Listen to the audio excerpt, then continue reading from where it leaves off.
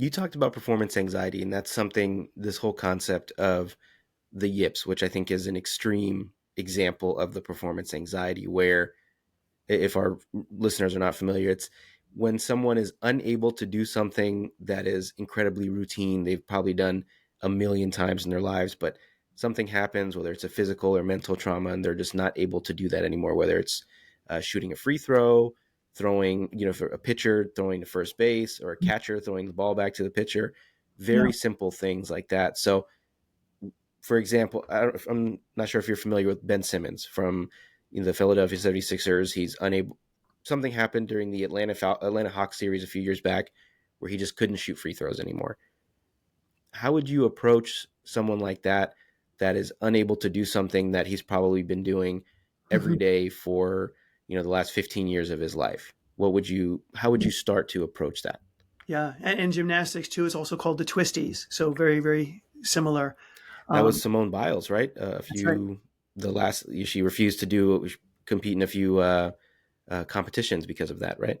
Right. Because it can be that severe. And so, yeah, so different words for a similar experience. And so the literature on that shows that there could be a number of factors that go into it. For some I've seen, was it, there's a Mets player who I believe was able to go back into some childhood issues that were, related with it and showing up. Some talk about this, sometimes a physiological aspect or something that's going on, neuropsychology. But the area and the approach that I do well with, and how I've helped people overcome the yips here, is again that interaction with from the anxiety perspective. So it's not 100% of the yips this one, but when it's this flavor, the approach that I just described earlier becomes helpful. The idea is that once you kind of get the yip, and this is very similar to panic, you become afraid of the yips coming back. So now that you're like, oh my gosh, and you find that all of your attention is on, I hope this one thing doesn't happen, and you get into Mm-hmm. the same situations. And so what I, again, would help my athletes do is kind of look and identify and kind of see, well, what are the thoughts and feelings that are showing up and how are you interacting with them? And for many people with the yips, not everybody, but many, they find that this is the thing that remains in the forefront. And when I've got that thought in there, it's like a glitch in the system. It interrupts the well-learned stroke. So in golf, for example, you really shouldn't be thinking about the nuances of your 5 iron. You know, Mm-hmm. it's like it's a one golf swing, especially at the highest level. So when you have to you're worried about a certain aspect of it, or your mind is kind of adding extra thoughts into this automatic process, it interferes with the execution of the swing. So the idea is again creating safety. Because if you're not safe, you're going to pay more attention to those thoughts or those sensations in your body, identifying what was it that was working well beforehand, and how can we get you back into that reprogramming and get that pattern to reestablish itself in your both first conscious and then unconscious mind. Mm-hmm. And do you take a similar approach for folks coming back from injury? Because you talked about being aware of what's going on in your body and the signals that it's sending, and maybe hyper focusing on the injured area when you're just trying to get back to what you used to do before the injury. So is that a similar approach? Yeah.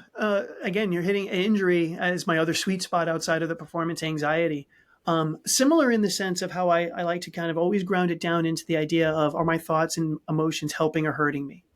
That's a way oversimplification, but it looks very different than in each of the situations. So with my athletes, first questions that I ask them in my early sessions are like, okay, what are the questions that you have? Because they very often, even though they've been given medical clearance, so let's take the athlete that has gone through rehab, is ready to return to play, but is now afraid of re-injury.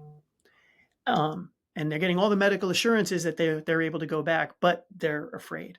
Well, then number one, I'm like, I get on their side. I'm like, of course you are. You never thought you could get injured before, and now you did. You just spent an hour rehabbing, or a year rather, rehabbing your ACL. You're going back against the same team that did this to you the first time. You should have all these questions. So let's get them answered. Why are you safe? So I started questioning them. And if they're not able, and most of them aren't able to say it with confidence of what they've heard from the surgeon or the PT or the doctor, then we just write out a long list of questions and say, we got to get this answered from the person that you trust. So why is your knee ready to go? What have you done that proves that it's strong enough? And once we get that safety in the injured body part, then we can get to the more mental aspects about their confidence and their focus. Again, teaching that, is this helping you or hurting you? Because, for example, one quick fix is that we know that if you're going to be thinking about your body part and getting injured, that you're not going to see the opponent coming at you, and you're not going to be able to dodge or move, and that's going to actually make it a bigger risk. So by letting that fear of getting injured again go, not only does it help your anxiety, but more importantly, it keeps you safe because you're focused on what's important now, Hmm. the person in front of you. So you'll see that a lot of these themes that I teach have great applicability across different sport contexts and situations. It seems like in life too. Oh, yeah.